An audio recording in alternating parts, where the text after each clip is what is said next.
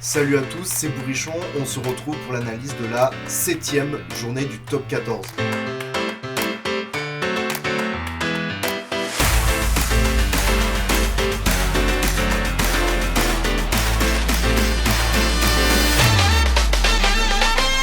Comme d'habitude, on commence par les matchs et ceux plus particulièrement qui m'ont intéressé. Le premier match dont j'ai envie de parler, c'est Clermont-Toulon. C'était un match avec beaucoup d'envolées, beaucoup de jeux et avec un score fleuve. Au départ, c'était plutôt Clermont qui avait la mainmise sur ce match avec notamment l'essai de Yato, qui est d'ailleurs un très bel essai bien construit. On a vu alors des Clermontois qui étaient plutôt à l'aise dans leur jeu, qui avaient confiance et qui n'hésitaient pas à entreprendre. Et ça a été le cas durant toute cette première mi-temps. Mais malgré tout, Toulon a réussi à rester dans le match, malgré le fait qu'il soit clairement moins bon sur cette première mi-temps. On a vu des joueurs comme Bautista Delgui qui a été plutôt à son avantage, qui a réussi à casser plusieurs plaquages et qui est à l'origine de l'essai d'Yato. À la mi-temps, Toulon s'en sort miraculeusement avec un point d'écart. Et au final, en seconde mi-temps, c'est eux qui vont avoir la main mise sur ce match et qui vont réussir à l'emporter. Alors cette victoire, c'est un renouveau pour Toulon qui vient donc chercher sa première victoire à l'extérieur de la saison. Ça peut clairement lancer une dynamique. À domicile, c'était plutôt installé avec que des victoires pour le moment. Et donc cette première victoire à l'extérieur vient confirmer les espoirs que l'on a en ces Toulonnais. A l'inverse, Clermont, c'est un coup d'arrêt. Ils étaient allés gagner à Montpellier la semaine dernière pour leur première victoire à l'extérieur. Mais là, cette défaite, elle peut faire mal à la tête, car Clermont était plutôt sur une bonne dynamique, était dans le top 6. Bon là, ils y restent, mais le fait de perdre ce match alors que ils étaient clairement au niveau, ça peut être un coup d'arrêt. On passe maintenant au deuxième match, Perpignan-Montpellier. Alors ce match, on a vu Montpellier exister tout de même à Perpignan, car ils perdent d'assez peu finalement, mais ils ont eu beaucoup trop d'indiscipline. On atteste ces 2 cartons jaunes pris en fin de première mi-temps qui amène l'essai perpignanais et au final Perpignan gagne ce match. D'ailleurs au passage j'aimerais envoyer une petite pièce à Arthur Vincent qui doit marquer 1000 fois, il est dans l'embut et au lieu d'aplatir sur la ligne de touche,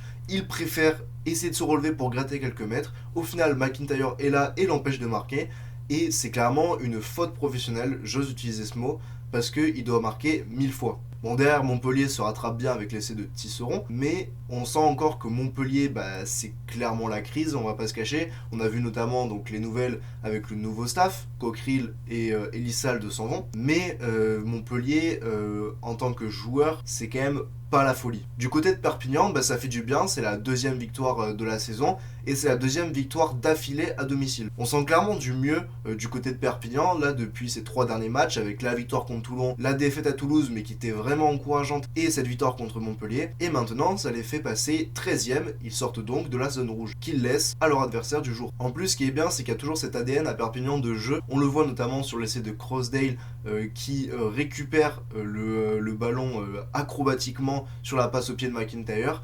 C'est du jeu à la catalane qu'on aime et ça gagne, donc c'est tant mieux.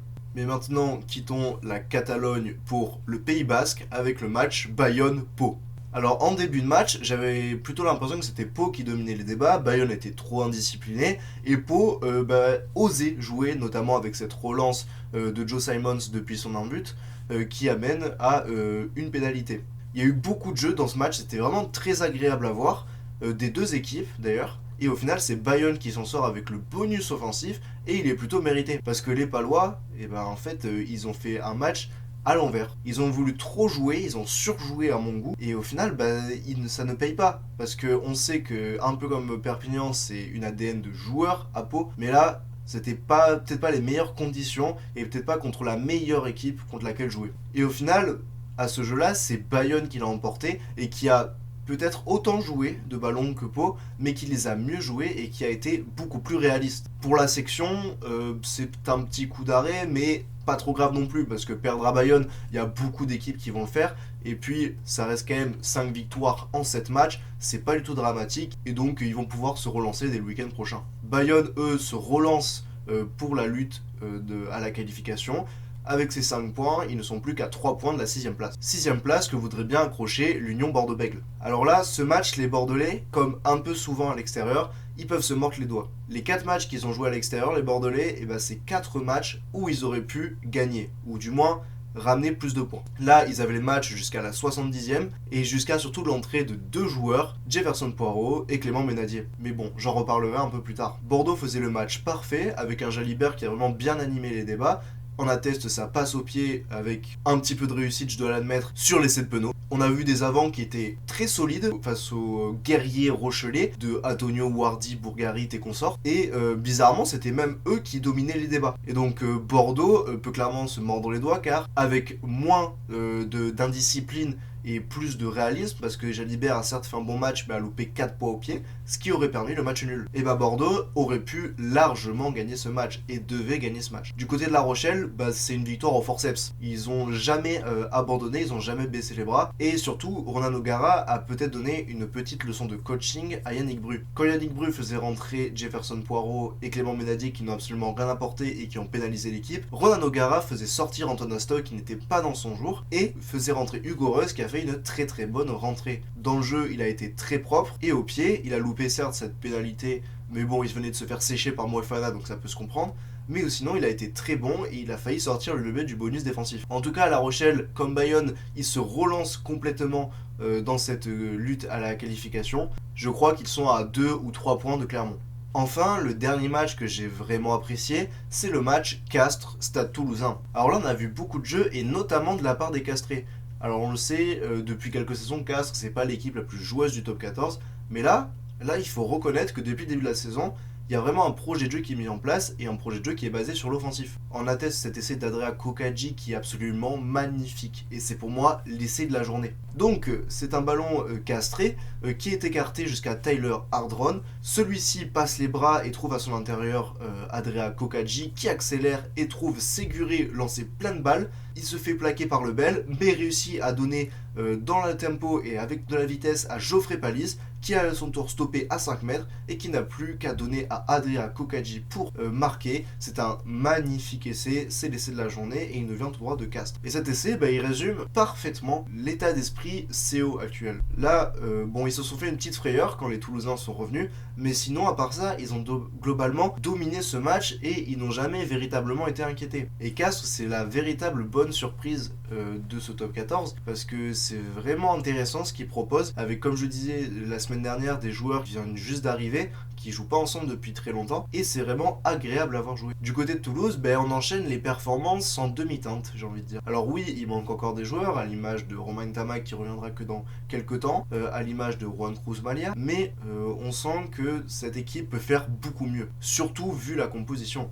Alors oui, Antoine Dupont n'était pas à son poste, mais ne venez pas me dire qu'Antoine Dupont ne sait pas jouer 10. Et même à part ça, les avants toulousains ont, je trouve, subi. Emmanuel Meafou n'a pas eu son rendement habituel, n'a pas été l'ogre qu'on connaît d'habitude. Et je trouve que Toulouse a perdu cette bataille dans les rucks qui a permis à Castres de pouvoir jouer comme il le voulait. Enfin bref, quitterons le Tarn pour l'Ain avec Oyonnax Lyon. Alors l'envie dans ce match, elle était clairement du côté d'Oyonnax. Lyon, c'était catastrophique, c'était triste à voir Lyon, surtout en première mi-temps. Quand tu te sors à 30-3 à la mi-temps alors que tu es censé jouer le top 6 face à une équipe qui est un promu qui joue donc sa survie, c'est quand même très inquiétant. Sur le classement que j'avais donné, ma prédiction du classement du top 14, à la fin de la saison, j'avais mis Lyon 11e et je pense que ça va être vraiment leur place à la fin de la saison s'ils ne se réveillent pas. Au-delà de l'envie, c'était le jeu qui n'était pas du tout beau, rien n'a fonctionné à Lyon. Il y a eu certes ce petit sursaut d'orgueil au retour de la mi-temps avec ces 2 essais marqués, mais ça a été cet espace de 10-15 minutes, ça a été vraiment les seuls moments où Lyon a existé dans ce match. Et Oyonnax finalement s'en sort, sans bonus offensif, mais aurait pu clairement en avoir un. J'aimerais faire une petite mention à Théo Millet qui fait un match énorme et qui met notamment un doublé. Et en attaque comme en défense, c'est vraiment le régulateur de Oyonnax. C'est vraiment un joueur clé. Oyonnax, cette victoire, elle fait vraiment du bien, car ça les éloigne vraiment de la lanterne rouge Montpellier. Là, Montpellier est à 6 points, Oyonnax est à 12, ce qui permet à Oyonnax de souffler un petit peu, et même s'ils perdent la semaine prochaine, ils seront toujours devant Montpellier quoi qu'il arrive. En tout cas, moi ça me fait plaisir parce que ça me prouve que maintenant les promus de Pro D2, donc peuvent vraiment exister.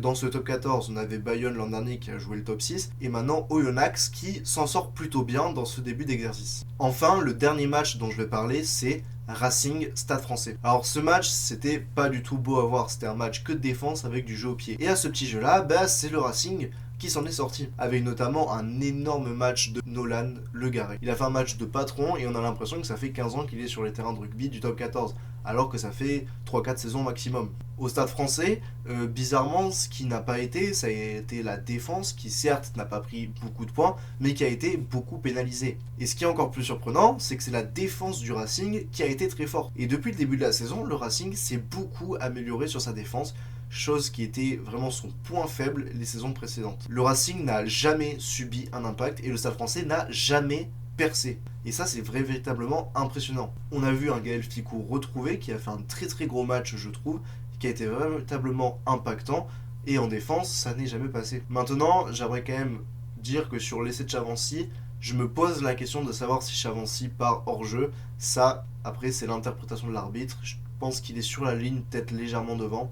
Je sais pas. Mais en tout cas, la victoire est totalement méritée du côté du Racing. Passons maintenant au top et au flop. Alors en top, j'en ai déjà parlé, mais Nolan Le Garret a fait un match de patron, surtout dans son jeu au pied, que ce soit au but ou dans ses jeux au pied de dégagement, il a vraiment fait du bien au Racing qui, pendant les périodes où il souffrait, a pu dégager et dégager loin. J'aimerais aussi mentionner Jules Coulon, qui est un jeune joueur du RCT, qui n'a pas beaucoup de feuilles de match en top 14, mais là il marque un doublé à Clermont.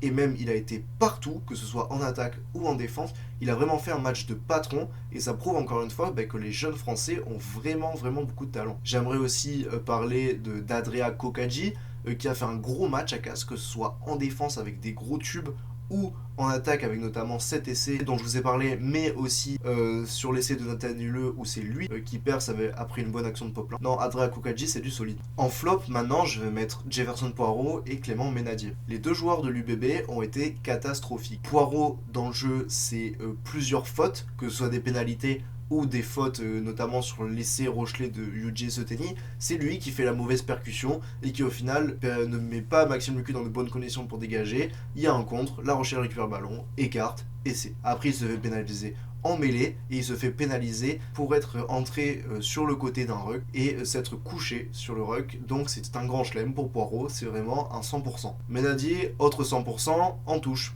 3 sur 3 en touche, 3 touches ratées en 3 lancés. C'est vraiment la base pour un talonneur, et à l'image de Vano Karkadze la semaine dernière que je mettais en flop, Ménadier c'est pareil, et surtout quand il y a la touche de la victoire à 5 mètres de l'embut Rochelet. Je mettrai aussi Jérémy Ward qui d'habitude est le régulateur de cette ligne de 3/4 du Stade Français, qui est un très bon défenseur mais aussi un très bon attaquant, mais là il a été totalement transparent, on ne l'a vraiment pas vu. Je vous mets maintenant le classement.